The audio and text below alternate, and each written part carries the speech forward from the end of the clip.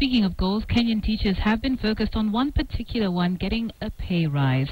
And now the hopes of Kenyan teachers that their salaries will be increased from this month of May may just be, actually from this month rather, may just be thwarted by their employer. The Teachers Service Commission is appealing the ruling given by an industrial court to have teachers' salaries raised by 50 to 60%. Sharon momanyi tells us more.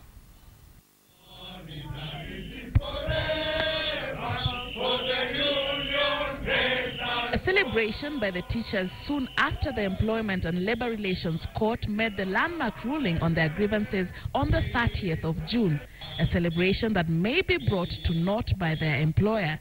On Monday, TSC served the Kenya Union of Post-Primary Education Teachers, the Kenya National Union of Teachers, the Salaries and Remuneration Commission, as well as the Attorney General with a Court of Appeal application seeking to overturn Justice Nduma Nderi's ruling on pay increase.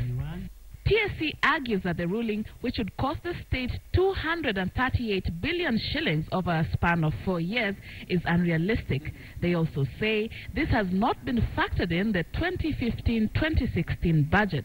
You cannot go to court, to appeal court, to say that teachers are many, to say that the country does not have money, to say that there will be rebellion in public service. Those are facts which everybody is aware of. But Kupet says that they will not take this lying down. Their argument that government wanted the court to do the arbitration, and now government must respect and abide by the court ruling. On its part, NAT is terming this latest move by the TSC as, quote-unquote, a mischief of the highest order. On their Facebook page, NAT Secretary General Wilson Sosion, who is currently in New York, states that it is not teachers who took the employer to court, but rather their employer who took them there.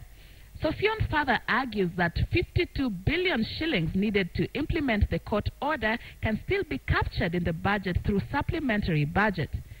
But what can be seen to be ironic is that TSC itself had initially tabled the 50 to 60% pay rise at a lower court.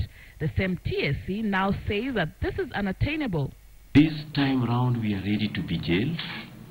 This time round we are ready to celebrate for the award.